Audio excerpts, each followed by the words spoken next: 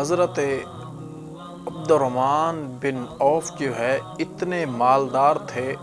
اتنے امیر تھے کہ آج کے دور میں وہ پاکستان پورا خرید سکتے تھے، اور ان کو اللہ تبارک و تعالیٰ کے محبوب نے یہ ٹائٹل دیا تھا کہ یہ جو عبد الرحمن ہے یہ رحمان کا تاجر ہے۔ اور ادھر حضرت عبد الرحمن بن عوف جو ہے خود فرماتے تھے کہ میں اگر مٹی کو بھی ہاتھ لگا دوں تو وہ بھی سونا بن جائے، کیونکہ اللہ کے محبوب محمد الرسول اللہ صلی اللہ علیہ وسلم نے انہیں دعا دی ہوئی تھی، اور یہ فرماتے تھے کہ میری تجارت کے 4 اصول ہیں، میری تجارت کے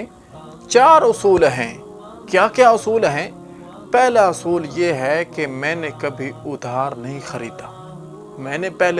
میرا پہلا اصول کیا ہے کہ میں نے زندگی میں کبھی ادھار نہیں خریدا۔ اور پھر فرمایا کہ میرا دوسرا اصول یہ ہے کہ میں نے کبھی ادھار نہیں بیچا۔ اب بتاؤ کتنی ٹینشن ختم ہو گئی، پوری ٹینشن ختم۔ جب ادھار نہیں خریدا، نہ ادھار بیچا، نہ خریدا۔ جب ادھار خریدنا اور بیچنا نہیں ہوگا تو بالکل ٹینشن ختم ہو جائے گی، پریشانی ختم ہو جائے گی۔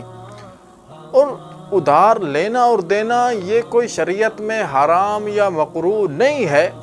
بلکہ رسول اللہ صلی اللہ علیہ وسلم نے بھی پوری زندگی ادھار پر ہی گزاری ہے، اور جب دنیا سے جانے لگے تو حضور اقدس صلی اللہ علیہ وسلم کی ایک جو ذرہ ہے وہ بھی گروی رکھی ہوئی تھی، اور اس کے بدلے میں چند جو لیے ہوئے تھے، اور وہ بھی رسول اللہ صلی اللہ علیہ وسلم نہیں چھڑا سکے۔ تو ادھار جو ہے لینا دینا کوئی غلط بات نہیں ہے، بلکہ اس کے بارے میں تو رسول اللہ صلی اللہ علیہ وسلم کا یہ معمول تھا کہ جب کسی کا کوئی جنازہ آتا تو حضور اقدس صلی اللہ علیہ وسلم پوچھتے تھے کہ اس نے کسی کا کچھ دینا تو نہیں ہے؟ تو اگر صحابہ اکرام کہہ دیتے کہ یا رسول اللہ صلی اللہ علیہ وسلم اس پر قرض ہے، تو حضور اقدس صلی اللہ علیہ وسلم کسی صحابی کو کہتے کہ اس کا جنازہ پڑھاؤ۔ اور اگر صحابہ اکرام کہتے کہ یا رسول اللہ صلی اللہ علیہ وسلم اس نے کسی کا کوئی قرض نہیں دینا، کسی کا کوئی قرض نہیں دینا، تو حضور اقدس صلی اللہ علیہ وسلم خود اس کا جنازہ پڑھاتے تھے۔ تو ایک مرتبہ ایک جنازہ آیا تو حضور اقدس صلی اللہ علیہ وسلم نے پوچھا کہ اس نے کسی کا کچھ ادھار تو نہیں دینا؟ تو صحابہ اکرام نے بتایا کہ یا رسول اللہ صلی اللہ علیہ وسلم اس نے ادھار دینا ہے۔ تو حضور اقدس صلی اللہ علیہ وسلم نے فرمایا کہ تم اس کا جنازہ پڑھاؤ۔ پھر ایک مرتبہ ایک اور جنازہ آیا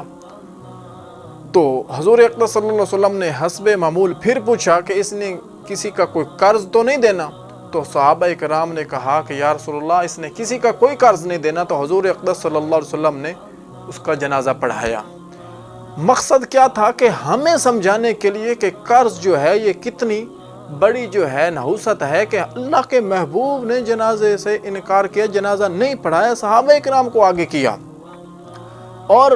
حضور اقدس صلی اللہ علیہ وسلم کے دور میں ایک شخص کا جنازہ آیا تو حضور اقدس صلی اللہ علیہ وسلم پڑھانے لگے، تو کسی نے کہا کہ یا رسول اللہ صلی اللہ علیہ وسلم یہ تو بہت گنہگار ہے۔ تو حضور اقدس صلی اللہ علیہ وسلم نے فرمایا کہ تم میں سے کسی نے اس کی کوئی نیکی دیکھی ہے؟ تو ایک صحابی کہنے لگا کہ یا رسول اللہ صلی اللہ علیہ وسلم ہم نے ایک مرتبہ ایک رات اللہ کے راستے میں پہرا دیا تھا۔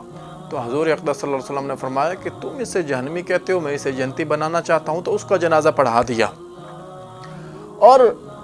حضور اقدس صلی اللہ علیہ وسلم نے جس کے اوپر قرض ہوتا اس کا جنازہ نہیں پڑھاتے تھے، صحابہ اکرام اس کا جنازہ پڑھاتے تھے۔ اور جب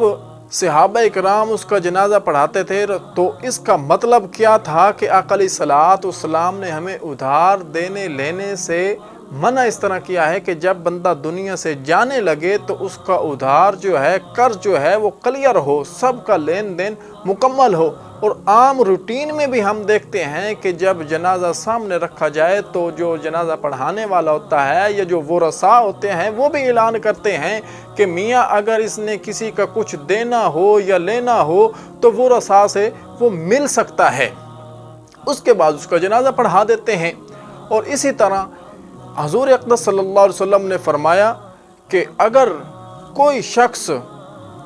2 مرتبہ اللہ کے راستے میں شہید ہو، ایک مرتبہ شہید ہو پھر زندہ ہو، پھر شہید ہو پھر زندہ ہو، تو اس کو جنت کی ہوا بھی نہیں لگے گی اگر اس پر قرض ہوا تو، اس کو جنت کی ہوا بھی نہیں لگے گی اگر اس کے اوپر قرض ہوا۔ اب شہید کا کتنا بڑا مقام ہے، بہت بڑا رتبہ ہے، بہت بڑا مقام ہے، پھر بھی اللہ کے محبوب نے فرمایا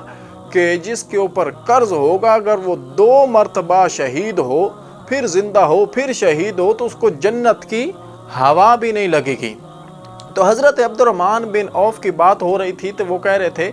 کہ میں نے کبھی زندگی میں ادھار نہیں خریدا اور کبھی ادھار نہیں بیچا۔ 2 باتیں ہو گئی، اور تیسری بات فرمائی کہ میں نے کبھی اپنے مال کو سٹور نہیں کیا، جمع نہیں کیا، 1 پیسہ کبھی منافع ہوا تو میں نے اسے بیچ دیا۔ اور چوتھی بات بتائی کہ کبھی بھی زندگی میں جتنی بھی میں نے تجارت کی ہے کبھی کوئی دھوکہ نہیں دیا۔ اگر میرے سودے میں کوئی عیب ہو تو میں بتا دیتا ہوں کہ اس میں یہ فلاں جو ہے عیب ہے، اگر لینا چاہتے ہو تو لے لو، اگر نہیں لینا چاہتے تو نہ لو۔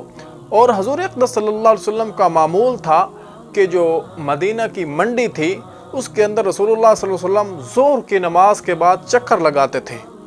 ظہر کی نماز پڑھتے اور روزانہ منڈی سے چکر لگاتے، تجارت جو ہے وہ چیک کرتے۔ تو ایک مرتبہ بارش آئی ہوئی تھی تو حضور اقدس صلی اللہ علیہ وسلم حسب معمول مدینہ سے باہر نکلے، منڈی کی طرف گئے تو بارش آئی تھی، سب کا جو گلا ہے وہ گیلا پڑا ہوا تھا، تو ایک کا جو ہے جو گلا ہے وہ خشک پڑا ہے۔ تو حضور اقدس صلی اللہ علیہ وسلم نے دیکھا کہ سب کے جو مال ہے وہ گیلا پڑا ہے، اس کا خشک پڑا ہے۔ تو حضور اقدس صلی اللہ علیہ وسلم نے اس مال کے اندر، اس گلے کے اندر یوں ہاتھ ڈالا اور مٹھی بھری تو اندر سے وہ گیلا تھا، باہر سے خشک تھا۔ تو حضور اقدس صلی اللہ علیہ وسلم نے فرمایا من غش فلیس منا، جو دھوکہ دیتا ہے وہ ہم میں سے نہیں ہے، جو دھوکہ دیتا ہے وہ ہم میں سے نہیں ہے۔ یہ نہیں فرمایا کہ جو روزہ چھوڑ دے وہ ہم میں سے نہیں ہے، جو نماز چھوڑ دے وہ ہم میں سے نہیں ہے، جو اللہ کے راستے میں خرچ نہ کرے وہ ہم میں سے نہیں ہے، بلکہ اس کے بارے میں فرمایا کہ جو دھوکہ دیتا ہے وہ ہم میں سے نہیں ہے۔ ہمیں بھی تجارت میں بھی اللہ تبارک و تعالیٰ کے محبوب کے بتائے ہوئے طریقوں پر چلنا چاہیے اور دھوکے سے بھی پرہیز کرنا چاہیے۔